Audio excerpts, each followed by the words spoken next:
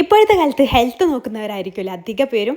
അപ്പോൾ ഹെൽത്തി ആയിട്ട് ആവിയിൽ വേവിച്ചെടുത്തിട്ടുള്ള ഒരു പലഹാരമായിട്ടോ ഇന്ന് കാണിക്കാൻ പോകുന്നത്. വൈകുന്നേരം ചായക്കൊക്കെ ഇത് ചൂടോടെ കഴിച്ച് അടിപൊളിയായിട്ടോ, നല്ല ടേസ്റ്റാണ്. അപ്പോൾ അതെങ്ങനെയാണെന്ന് നോക്കാം. 2 അച്ച് ശർക്കര 1/4 കപ്പ് വെള്ളത്തിലൊന്ന് മെൽട്ടാൻ വേണ്ടിയിട്ട് വെച്ചിട്ടുണ്ട്. ഇനി ഒരു പാനിലേക്ക് 2 ടീസ്പൂൺ നെയ്യ് ഒഴിച്ച് കൊടുത്തിട്ട് അതിലേക്ക് അണ്ടിപ്പരിപ്പ് മുന്തിരി ഒന്ന് റോസ്റ്റ് ചെയ്തിട്ട് മാറ്റി വെക്കാം. ഇനി ഈ ഒരു സെയിം പാനിൽ തന്നെ 1 ടീസ്പൂൺ കൂടി നെയ്യ് ഒഴിച്ച് കൊടുത്തിട്ട് അതിലേക്ക് 2 നേന്ത്രപ്പഴം, നല്ല പഴുത്ത നേന്ത്രപ്പഴം ചേർത്തിട്ടൊന്ന് വാട്ടിയെടുക്കാം. അത് ഇതുപോലെ സ്പാച്ചിൽ വെച്ചിട്ട് ഉടക്കാൻ പറ്റുന്നുണ്ടെങ്കിൽ ഉടച്ചെടുക്കാം കേട്ടോ. എന്നിട്ട് നമ്മൾ ശർക്കര ഉരുക്കിയത് ഇതിലേക്ക് അരിച്ചിട്ട് ഒഴിച്ചു കൊടുക്കാം. പിന്നെ അതിലേക്ക് 1 കപ്പ് തേങ്ങ ചിരവിയത് ചേർത്ത് കൊടുക്കാം. 1/4 ടീസ്പൂൺ ഏലക്കപ്പൊടി കൂടെ ചേർത്ത് കൊടുക്കുന്നുണ്ട്. എന്നിട്ട് നന്നായിട്ടൊന്ന് മിക്സ് ചെയ്തെടുക്കാം. 2 നുള്ളു ഉപ്പ് കൂടെ ചേർത്ത് കൊടുക്കുന്നുണ്ട്. പിന്നെ ഒരു 1/2 കപ്പ് റോസ്റ്റഡ് റവയാണ് ചേർത്തിട്ടുള്ളത്. വറുത്തത് വറുക്കാത്തതായാലും കുഴപ്പമില്ല. അത് ചേർത്ത് മിക്സ് ചെയ്തതിന് ശേഷം ഒരു ബൈൻഡിങ് കിട്ടാൻ വേണ്ടിയിട്ട് 2 ടേബിൾ സ്പൂൺ അരിപ്പൊടി കൂടെ ചേർത്ത് കൊടുക്കുന്നുണ്ട്. എന്നിട്ട് എല്ലാം കൂടെ നന്നായിട്ട് ഇതുപോലെ ഒന്ന് മിക്സാക്കി എടുക്കുക.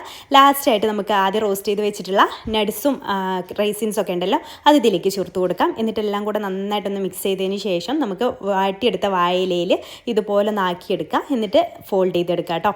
എന്നിട്ട് നമുക്ക് ആവിയിൽ വേവിച്ചെടുക്കണം. വാഴയിലയിൽ വേവിച്ചെടുക്കുമ്പോൾ തന്നെ പ്രത്യേക ഒരു ടേസ്റ്റ് ആട്ടോ ഈ ഒരു പലഹാരത്തിന്. നമുക്കിതാ വെള്ളമൊക്കെ തിളപ്പിക്കാൻ വെച്ചിട്ടുണ്ടായിരുന്നു. അപ്പോൾ നമുക്കിത് സ്റ്റീമറിൽ വെച്ച് കൊടുക്കാം. എല്ലാം ഒരുമിച്ച് അങ്ങ് വെച്ച് കൊടുക്കാം. 6 എണ്ണമൊക്കെ ഉണ്ടാവും കേട്ടോ ഈ ഒരു അളവ് വെച്ചിട്ട്, ഈ ഒരു സൈസിൽ. എന്നിട്ട് ചൂടാറിന് ശേഷം നമുക്ക് എടുക്കാം. ചെറിയൊരു ചൂടോട് കൂടെ കഴിക്കണം കേട്ടോ. അപ്പം നല്ല ടേസ്റ്റി ആയിട്ടുള്ള ആവിയിൽ വേവിച്ച കിടിലൻ പലഹാരമാണ്. ട്രൈ ചെയ്ത് നോക്കുക. ഇഷ്ടമായിട്ടുണ്ടെങ്കിൽ ലൈക്ക് ചെയ്യാൻ മറക്കല്ലേ.